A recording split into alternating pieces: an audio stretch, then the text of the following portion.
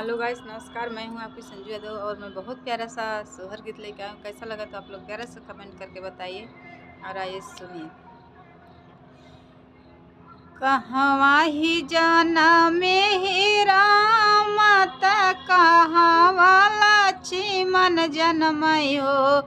अरे हो कहवा नि जाना में भरत भुआल त कहवा सोहर हो।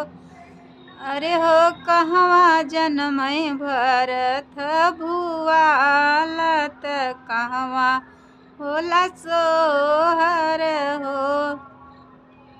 अयोध्या में जन्मय श्री राम और लक्ष्मण जनमय हो।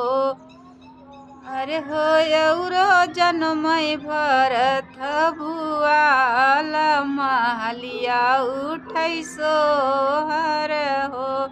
रनिया औरो जनमय भरत भुआल महलिया उठै सोहर हो।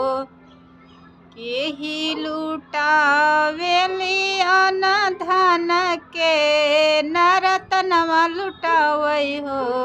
अरे हो के लुटावेली कंगनवा महलिया उठै सोहर हो। अरे हो के न लुटावै कंगनवा महलिया उठै सोहर हो। कौशल्या रानी लुटावेली नियन धन कैकेयी रतनवानु हो।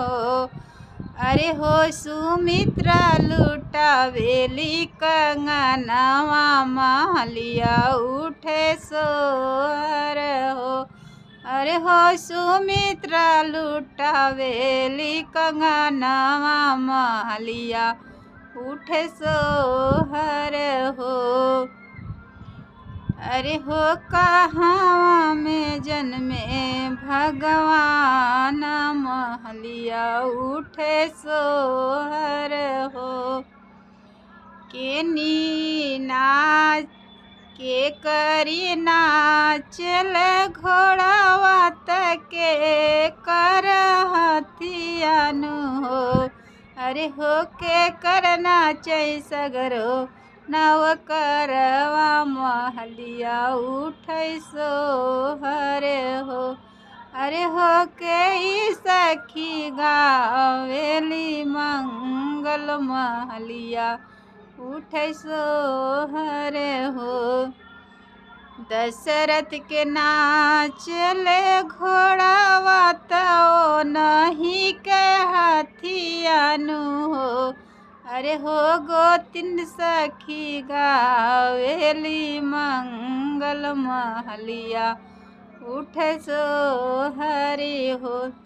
अरे हो गोतिनी सब गावेली मंगल महलिया उठै सोहरी हो।